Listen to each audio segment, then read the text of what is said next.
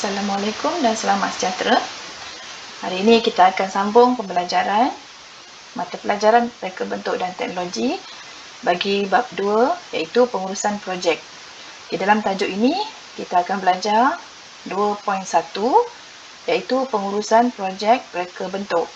Jadi cikgu harap semua telah bersedia dengan modul pembelajaran dari muka surat 19 hingga muka surat 25. Okey, kita lihat standard pembelajaran ataupun isi kandungan pelajaran ini iaitu 2.1.1 mentarifkan pengurusan projek reka bentuk, 2.1.2 menjana idea reka bentuk, 2.1.3 mengenal pasti langkah pengurusan pelaksanaan projek, 2.1.4 merangka perancangan projek dan 2.1.5 menganalisis perancangan projek dan jadual kerja. Kita lihat pada pentaksiran bilik darjah. Jadi hari ini kita cuba capai 3 tahap penguasaan. Iaitu yang tahap penguasaan 1, mentarifkan pengurusan projek reka bentuk. Tahap penguasaan 2, menjana idea reka bentuk produk atau membuat penambahbaikan kepada produk sedia ada. Okey, untuk tahap penguasaan 2, kamu perlu membuat satu lakaran. Okey, dan tahap penguasaan 3, merangka perancangan berdasarkan langkah pengurusan pelaksanaan projek dan melengkapkan jadual kerja perancangan projek. Okey, untuk tahap penguasaan 1 hingga 3, cikgu telah menyediakan contoh-contoh yang mudah supaya kamu dapat melaksanakan tugas hari ini dengan cemerlang. Okey, kita lihat pada topik yang pertama iaitu kita perlu tahu apakah pengurusan projek reka bentuk. Okey, pengurusan projek reka bentuk ialah segala aktiviti yang melibatkan proses kerja. Di sini terdapat 3 perkara iaitu skop kerja, tempoh masa dan kos projek. Okey, cikgu ulang sekali. Skop kerja, tempoh masa dan kos projek. Jadi ketiga-tiga perkara ini saling berkaitan. Kita lihat maksud pada setiap perkataan. Okey, apa dia skop kerja? Skop kerja ini terbagi pada 2 iaitu skop produk dan skop projek. Skop produk ialah perkara yang menerangkan tentang kualiti, ciri dan fungsi satu produk. Manakala skop projek melihat kepada kepimpinan dan pengurusan semasa menyediakan produk tersebut. Jadi di sini perlu ada pengurusan masa, bahan, maklumat, ruang serta pengurusan ahli kumpulan. Di sini sebagai seorang ketua ataupun ahli perlu pandai mengawal sumber tenaga dan sumber yang terhad dengan cekap. Jadi kedua-dua perkara ini, skop produk dan skop projek mestilah mencapai objektif secara berkesan. Okey, kita lihat pada definisi perkataan tempoh masa. Okey, biasanya tempoh masa ini telah ditetapkan untuk menyempurnakan satu-satu projek. Biasanya kita menyediakan jadual kerja dan jadual kerja itu mestilah dipatuhi supaya tidak membazir masa. Okey, dan yang ketiga ialah kos projek. Biasanya kos projek ini bercerita tentang peruntukan kewangan, iaitu bagaimana menguruskan duit atau wang, iaitu pembayaran upah, membeli bahan-bahan, membayar insurans, menggunakan peralatan, sewa dan segala belanja urus projek. Jadi di sini kita lihat beberapa langkah. Okey, ada 5 langkah. Bagaimana cara pengurusan projek reka bentuk? Yang pertama ialah merancang aktiviti projek. Yang kedua, mengawal cara pelaksanaannya. Yang ketiga, mengawal selia sumber. Yang keempat, menentukan bilangan produk yang hendak dihasilkan. Dan yang kelima, menyediakan pelan lukisan ataupun reka bentuk. Okey. Kita lihat kepada bagaimana mencari idea. Okey, idea ni bukan satu yang mudah ya. Perlu dipelajari. Di sini ada beberapa cara ataupun idea bagaimana kita nak menjana ataupun mendapatkan idea. Okey, yang pertama dengan cara meniru, ya.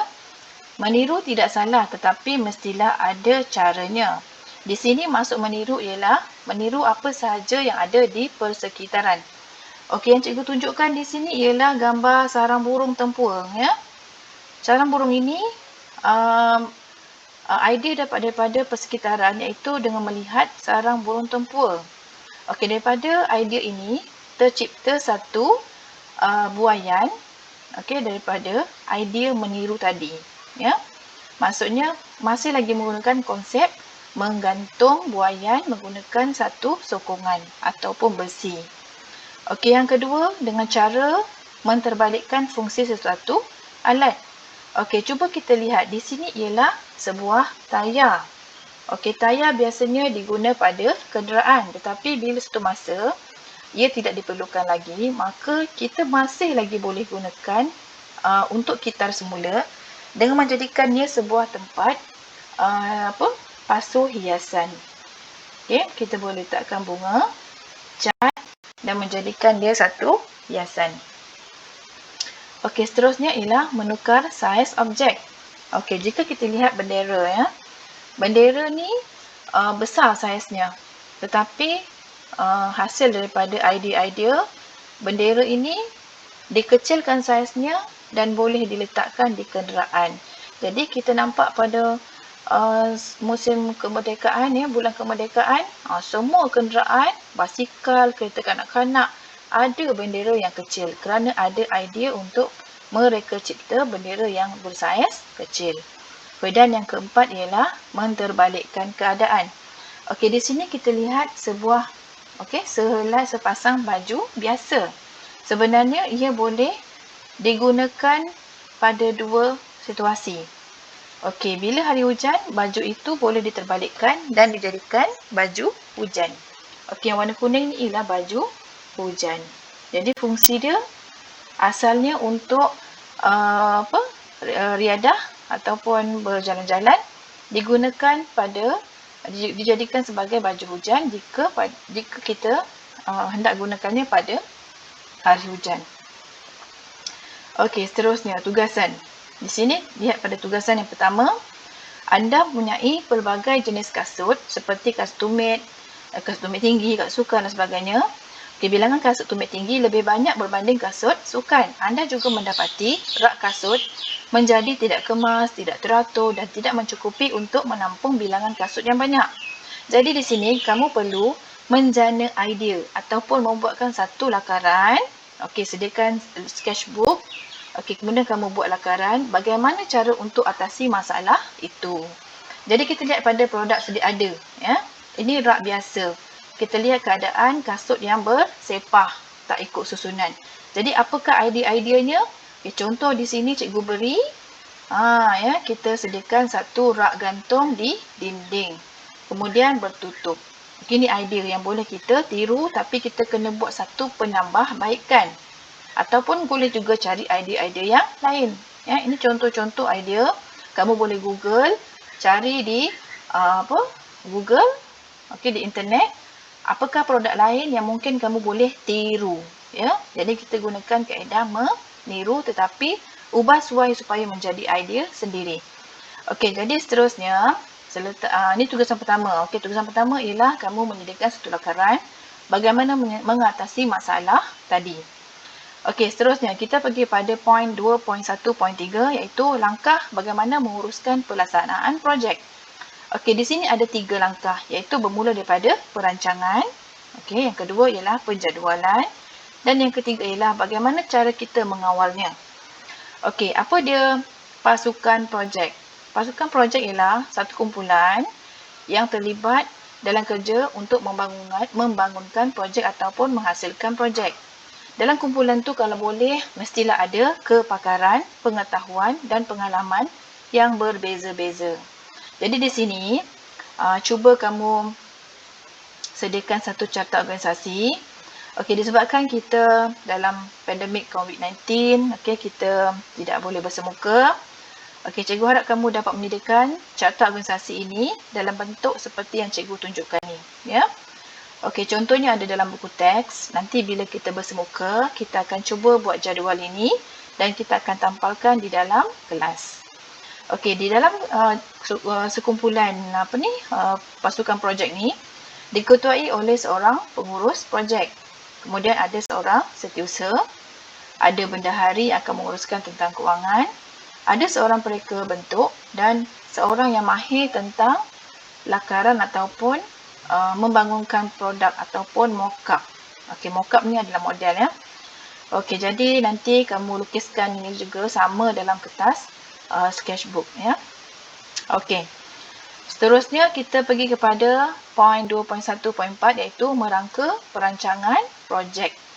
Okey, di sini kamu layak mendapat tahap penguasaan 3 ya, di mana kamu boleh merangka perancangan berdasarkan langkah pengurusan pelaksanaan projek. Melengkapkan jadual kerja perancangan projek. Yang ini kita akan sentuh pada kelas yang akan datang kerana kita akan buat satu projek ya ataupun ubah suai dan kita akan nilai di situ. Jadi sebelum tu kita kena fahami dulu apakah dia perancangan projek. Di sini kita perlu memahami apakah tugas seorang pengurus projek. Okey, pengurus projek ni tugasnya ada banyak ya. Jadi di sini kita fokus pada 4 perkara, iaitu yang pertama penentu utama, iaitu menetapkan tujuan projek. Okey, apakah projek yang hendak dibuat. Yang kedua, kenal pasti siapakah pelanggan yang akan menggunakan produk tersebut, berapa lama ataupun tempoh masa yang hendak dihasilkan, berapa kosnya, kuantiti dan kualiti yang dihasilkan. Okey, seterusnya ialah penentuan sub utama. Ini juga perkara yang penting iaitu tentang pengeluaran, di mana mendapatkan sumber kewangan, apakah risiko-risikonya, apakah keselamatan yang perlu dilakukan, dokumen-dokumen, tenaga kerja dan bagaimana cara pemasaran. Okey. Yang ketiga, seorang pengurus projek perlu mengelola aktiviti. Di sini, seorang pengurus projek perlu ada perancangan untuk berbincang dengan pelanggan, iaitu dengan cara menyediakan brief. Okey, brief ni ialah merancang. Okey, kemudian menyediakan bahan, apakah konsep yang hendak dicipta dan aliran tunai, maksudnya pengurusan kewangan. Dan yang keempat ialah multis organisasi ataupun membentuk pasukan, iaitu pasukan ni mestilah yang seperti yang cikgu beritahu tadi dalam pelbagai latar belakang. Ada pereka bentuk ya, ada yang boleh membangunkan mock-up ya. Okey, dan pelbagai kemahiran-kemahiran yang lain seperti dalam bidang kejuruteraan, mahir pemasaran dan pengeluaran. Okey, kita lihat pada penjadualan. Dalam penjadualan, kita perlu rancang dengan betul. Tujuannya ialah untuk elakkan daripada kerugian masa dan kos ya. Untuk mengelakkan projek yang dihasilkan melebihi dari masa yang sepatutnya. Jadi, bila kita rancang dengan tepat atau betul, maka dapat mengelakkan pembaziran. Ya. Selain itu, bahan-bahan ataupun alatan semua dapat diurus secara sistematik. Manakala tentang sumber tenaga pekerja dapat dikawal dengan baik. Ini semua saling berkaitan, sebab itu pentingnya penjadualan iaitu rancang kerja yang hendak dilakukan dengan sistematik. Okey, kita lihat pada tugasan yang seterusnya. Okey, di sini berkaitan tentang penjadualan. Bagaimana cara kita nak menguruskan masa ya, bahan dan sebagainya, iaitu dengan cara membuat jadual. Di sini cikgu telah tunjukkan satu contoh jadual dalam bentuk cartagan. Okay, cartagan ni sangat sistematik kerana ia menunjukkan aktiviti yang hendak dilakukan dan berapa lama tempoh yang hendak disiapkan. Okey, cuba kita lihat bagaimana cara menyediakan penjadualan. Sebenarnya ada dua cara, iaitu menggunakan blok hubungan aktiviti melalui rangkaian. Yang kedua, cartagan ataupun cartabar seperti yang cikgu beritahu tadi. Okey, cikgu terangkan satu persatu, iaitu cara penyediaan penjadualan secara blok. Di sini aktiviti dibuat dari satu peringkat ke satu peringkat yang lain hingga mencapai satu penanda ataupun milestone. Milestone ni ialah penanda atau perkara yang bakal berlaku mengikut urutan. Ini hasilnya, ya. Jadi di sini kita rancang minggu pertama apa yang perlu dibuat, minggu kedua apa perlu dibuat, minggu ketiga apa perlu dibuat dan sehingga sampai satu tahap yang kita hendak capai. Okey, manakala cara yang kedua ialah menggunakan carta Gantt ataupun carta bar. Okey, cikgu suka cara yang ini kerana ia lebih sistematik dan kita dapat melihat perkembangan dan kedudukan secara pantas. Okey, di sini bila kita lihat pada jadual, okey, cikgu tunjukkan tadi ya, contoh carta Gantt di sini. Ini carta Gantt untuk membuat rak kasut seperti yang tadi yang kita bincangkan, bermula daripada membuat lakaran ya, kemudian kita buat carta Gantt ataupun bagaimana berapa lama tempoh yang kita perlukan untuk menyiapkan satu-satu projek yang diminta oleh pelanggan. Okey, aktiviti pertama hingga ke 10 disenaraikan. Kemudian berapa lama tempohnya? Okey, jika dilihat di sini dia memakan masa hingga 2 bulan. Okey, 9 minggu tu maksudnya lebih kurang 2 bulan. Jadi dalam tempoh ini apa yang hendak dilakukan dengan sistematik. Bermula dengan perbincangan bersama pelanggan ataupun orang yang ingin menempah rak kasut tadi. Kemudian kita lakar beberapa gambar, tanya kepada pelanggan. Okey, ini diambil selama 2 minggu. Kemudian cari pembekal, membuat pesanan, mendapatkan bekalan. Seterusnya ini adalah proses-proses membuat ataupun proses membina. Okey, setelah siap, ada penambahbaikan, kita buat kemasan dan akhirnya kita serahkan kepada pelanggan seperti yang diminta. Sehingga cukup masa 9 minggu seperti yang telah dijadualkan. Okey, kita lihat pada perkara yang seterusnya.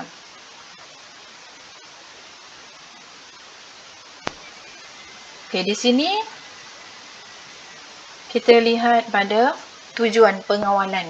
Okey, semasa kita telah menyediakan jadual, maka akhirnya kita kena ada kawalan. Kawalan ni sebenarnya bukan dibuat pada waktu akhir. Dia di sepanjang daripada awal kita merancang untuk membuat projek itu, kita telah membuat kawalan. Iaitu pada semua aktiviti, kita kena kawal secara optimum. Maksudnya buat dengan cara yang terbaik. Kemudian berdasarkan jadual, patuhi, ikut masa yang telah ditetapkan.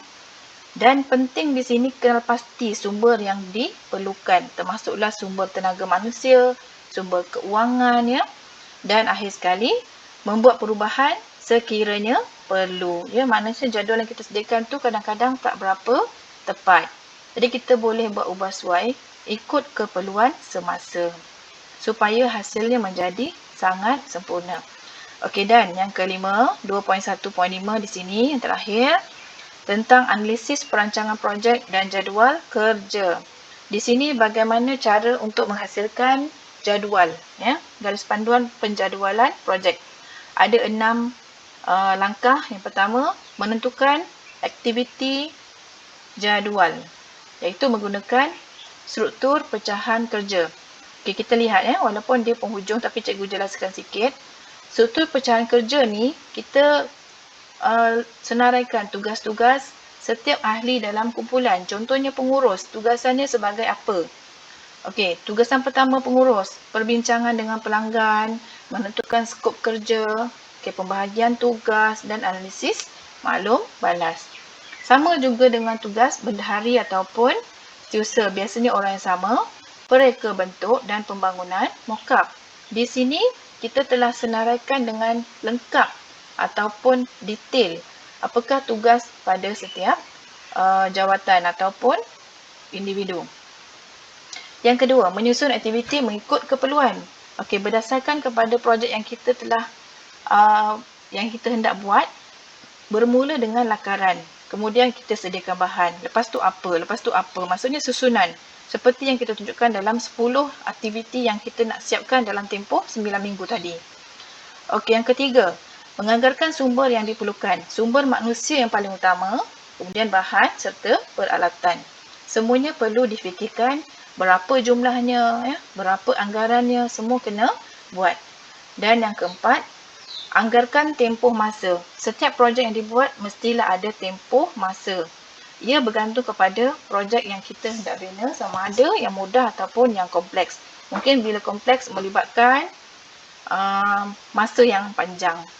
Okey, yang kelima, barulah membangunkan jadual. Di sini, rujuk pada jadual tadi, ada tempoh masa ataupun kita gunakan minggu ataupun bulan. Merujuk kepada anggaran tempoh masa lah. Okey, macam secara beritahu tadi, bergantung kepada projek sama ada ia mudah ataupun kompleks. Kalau mudah mungkin masanya lebih cepat. Jika kompleks mungkin masanya lebih panjang. Dan akhir sekali yang utama, yang paling penting ialah anggaran kos dan sedia bajet. Okey, di sini kalau tiada anggaran kos, semua projek tidak dapat dilaksanakan. Apa di anggaran kos? Iaitu kos bahan, kos upah, kos alatan dan kos overhead. Jadi, untuk hari ini, sehingga bagaimana garis panduan penjadualan projek sahaja. Okey, minggu depan kita akan masuk kepada pengiraan kos. Okey, sekian saja untuk hari ini. Sila siapkan tugasan yang diberikan, iaitu yang pertama, menyediakan lakaran dan membuat penambahbaikan. Kemudian yang kedua ialah sediakan dia punya susun atuk ataupun organisasi, dan akhir sekali lengkapkan modul pembelajaran. Okey, boleh ulangi video ini beberapa kali sehingga kamu dapat menyelesaikan tugasan. Semoga ianya dapat membantu. Okey, sekian, terima kasih. Semoga kita berjumpa lagi.